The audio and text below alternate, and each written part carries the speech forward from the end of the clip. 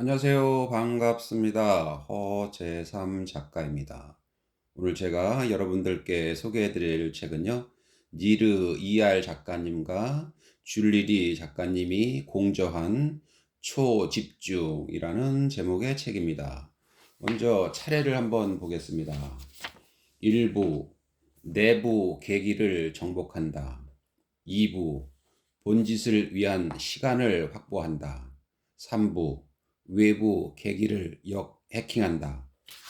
4부 계약으로 딴짓을 방지한다. 5부 초집중 직장을 만드는 법. 6부 아이를 초집중자로 키우는 법. 7부 초집중 관계를 형성하는 법. 그럼 프롤로그를 한번 보겠습니다. 훅에서 초집중으로. 주요 IT 기업의 서가마다 꽂혀 있는 노란 책이 있다. 페이스북, 구글, 페이팔, 슬랙에서 내가 직접 봤다. 이 책은 IT 행사와 기업 교육 프로그램에서 배포되기도 한다. 마이크로소프트에서 일하는 친구에게 듣자니 CEO 사티아 나델라가 전 직원에게 추천하기도 했다고 한다. 그 주인공은 훅, 습관을 만드는 신상품 개발 모델이다. 월스트리트 저널 베스트셀러였고 이 글을 쓰는 지금도 아마존 상품 분야에서 1위를 차지하고 있다. 이 책은 일종의 요리책이다. 인간의 행동, 즉 우리 행동의 레시피를 담고 있다. IT 기업은 이윤을 내려면 우리가 계속 자사의 상품을 찾게 만들어야 한다는 것. 거기에 사업의 성패가 달렸다는 것을 잘 안다. 내가 이걸 아는 이유는 세계 최고의 성공을 구가하는 기업들이 매혹적인 상품을 만들기 위해 사용하는 은밀한 심리를 10년째 연구 중이기 때문이다. 나는 스탠퍼드 경영대학원과 하소 플래트너 디자인 연구소에서 다년간 미래 경영자들을 가르쳤다. 훅을 쓰면서는 스타트업과 사회적 책임을 고민하는 기업이 그 속에 담긴 지식을 이용해 사람들이 더 좋은 습관을 기르도록 도울 방법을 창출할 수 있길 바랐다. 왜 거대 IT 기업만 그런 비밀을 알고 있어야 한단 말인가? 사람들을 비디오 게임과 SNS에 빠지게 만드는 심리를 선용해 그들이 더 나은 삶을 살게 할 상품을 디자인할 수는 없을까?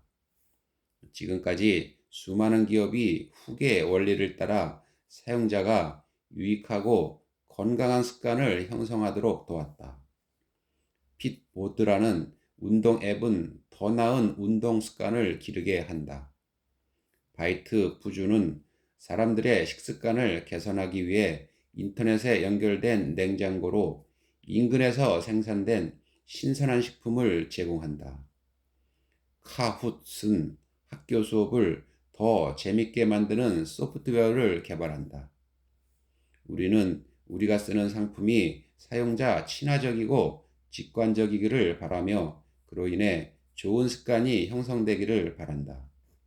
기업이 더 끌리는 상품을 만드는 게 꼭 문제라고 할 수는 없다. 그건 발전이다.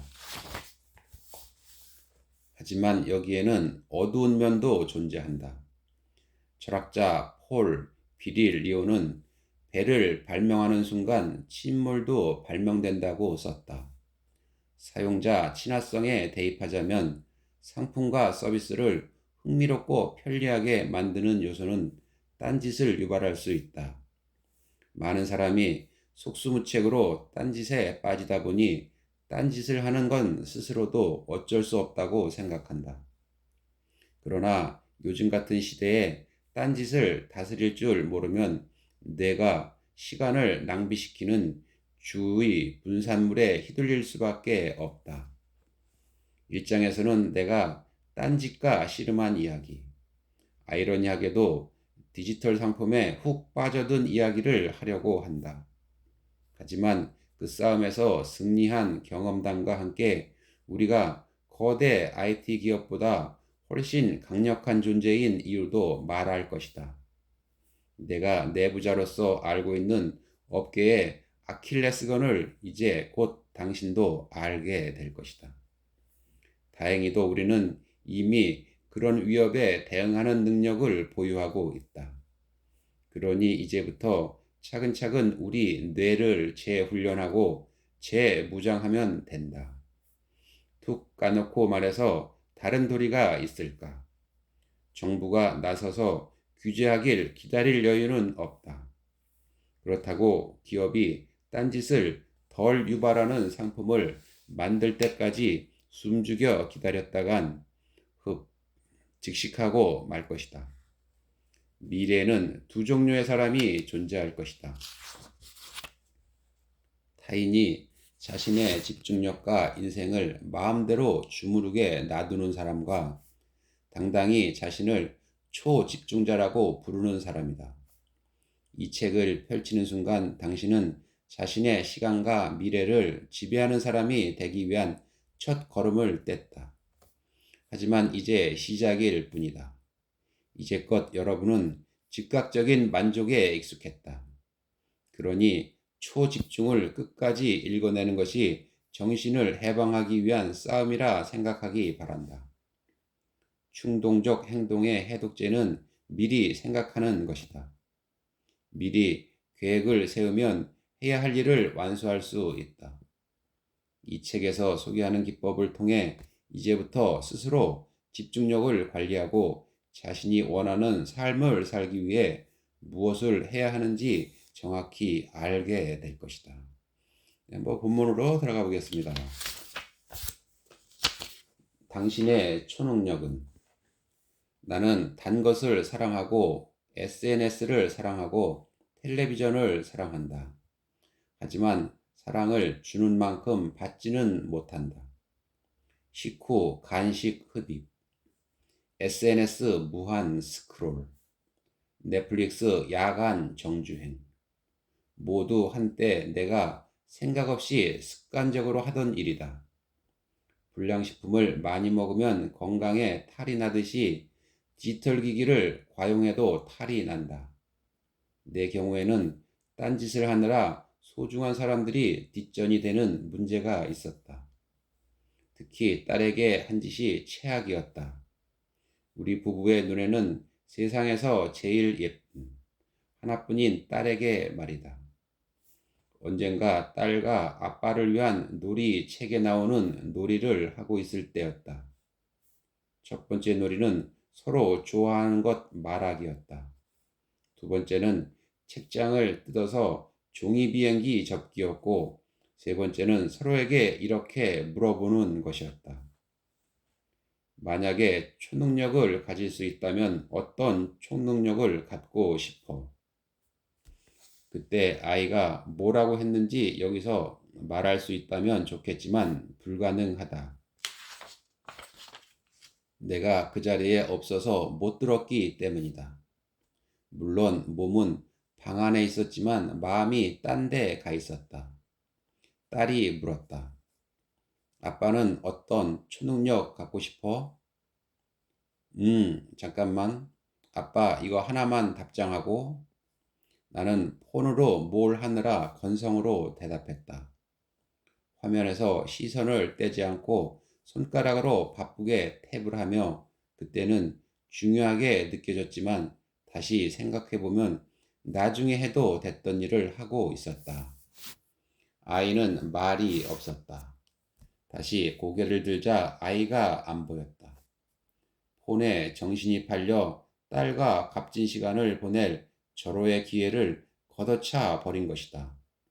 사람이 어쩌다 그럴 수도 있지. 그런데 그게 어쩌다 한 번 있는 일이었다고 하면 거짓말이다. 그전에도 그런 적이 수도 없이 많았다. 딴짓을 하느라 주변 사람을 후순위로 밀어낸 사람이 나 혼자만은 아닌 것 같다. 이 책을 먼저 읽은 독자 중 한 명이 8살 딸에게 어떤 초능력을 갖고 싶은지 물어봤다. 아이가 동물과 말하는 능력이라고 대답해서 그 이유를 물었더니 그러면 엄마랑 아빠가 일한다고 컴퓨터 할 때도 얘기할 친구가 생기잖아 라고 말했다고 한다.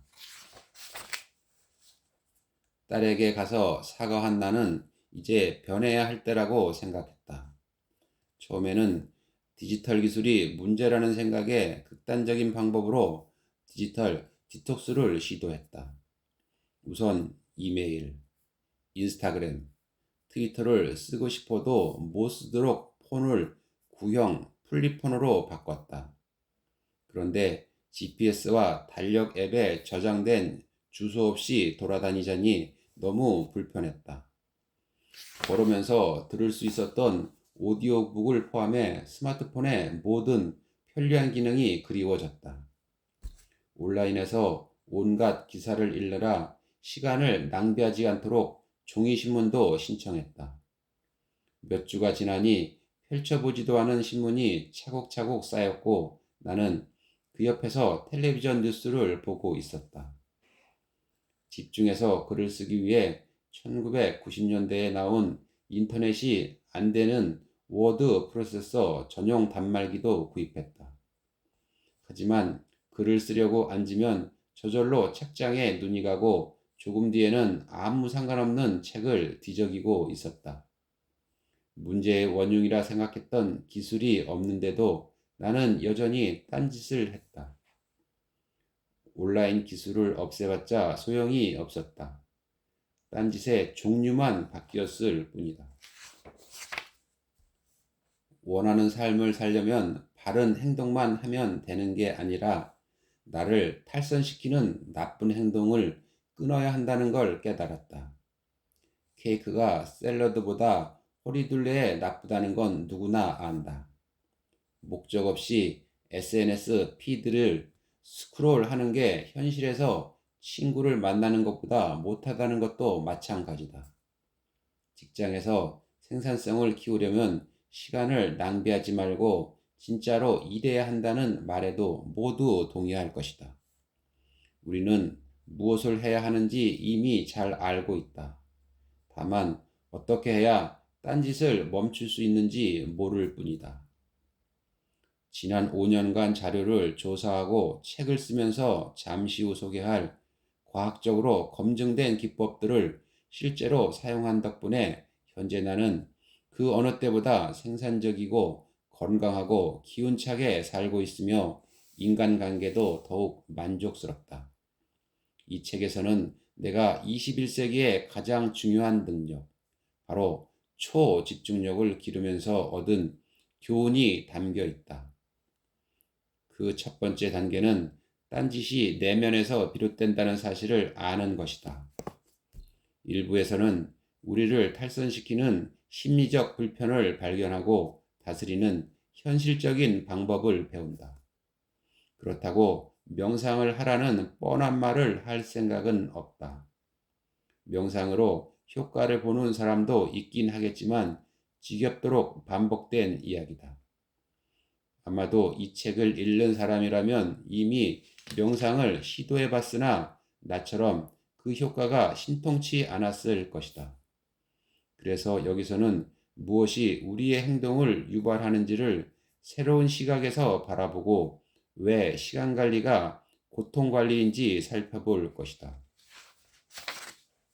또 어떤 일이든 재밌게 즐길 수 있는 방법을 알아볼 텐데 핵심은 메리 포핀스처럼 설탕 한 숟갈을 넣는 게 아니라 과업에 고도로 집중하는 능력을 기르는 것이다. 2부에서는 진짜로 하고 싶은 일을 하기 위한 시간을 확보하는 일의 중요성을 이야기한다. 어떤 행동을 딴짓이라고 부르려면 먼저 그게 자신을 무엇에서 멀어지게 하는지 알아야 하는 이유를 살펴보고 의도를 갖고 시간 계획을 세우는 법을 배울 것이다. 그 계획이 연예 기사 제목을 스크롤하거나 끈적끈적한 로맨스 소설을 읽는 것이라 해도 상관없다. 계획적으로 시간을 낭비하는 건 시간 낭비가 아니다. 3부에서는 생산성을 해치고 행복도를 낮추는 외부 계기를 인정 없이 까발린다. IT 기업들이 폰에서 나는 띵 소리 같은 신호를 이용해 우리의 행동을 해킹하려 드는 건 사실이지만 외부 계기가 디지털 기기에만 국한되진 않는다. 주방 수납장을 열 때마다 손짓하는 과자, 급해 죽겠는데 자꾸만 말을 거는 옆자리 동료처럼 외부 계기는 곳곳에 존재한다. 4부에서는 초집중의 마지막 열쇠인 계약에 관해 알아본다. 외부 계기를 제거하는 것이 딴짓을 몰아내기 위해서라면 계약은 우리가 하겠다고 한 일을 하도록 올가매는 검증된 기법이다. 고대의 사전 조치 기술을 현대의 문제에 적용해 볼 것이다. 끝으로 직장을 초집중 공간으로 만들고 아이를 초집중자로 키우고 인간관계에서 초집중력을 발휘하는 방법을 상세히 살펴볼 것이다. 어떻게 하면 직장에서 생산성을 회복하고 가족과 친구와 더 만족스러운 관계를 맺고 더 나은 연인이나 배우자가 될 수 있는지 이야기한다. 간단히 말하자면 딴짓을 정복하면 된다.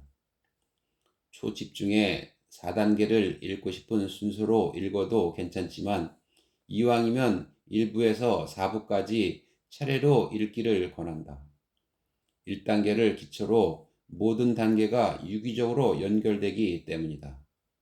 만일 사례 중심으로 배우는 것을 선호해 이 기법들이 실제로 어떻게 작용하는지를 먼저 보고 싶다면 5부에서 7부부터 읽은 다음 1부에서 4부까지 자세한 설명을 읽어도 좋겠다.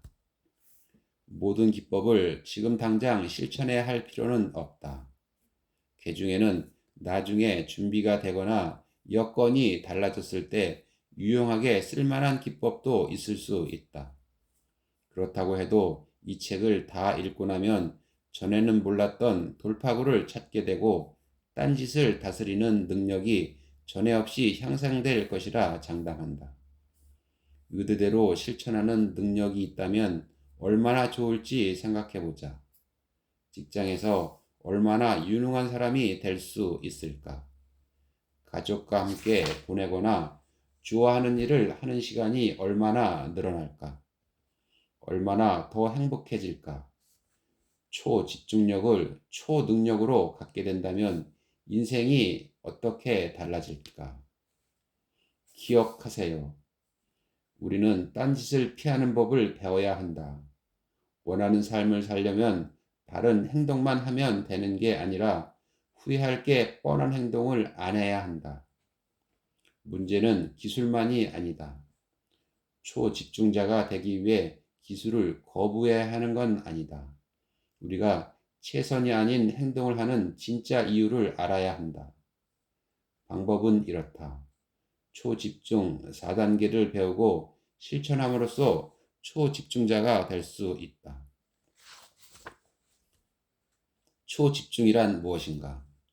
고대 그리스인은 영원히 욕망에 시달리는 남자의 이야기를 후세에 남겼다.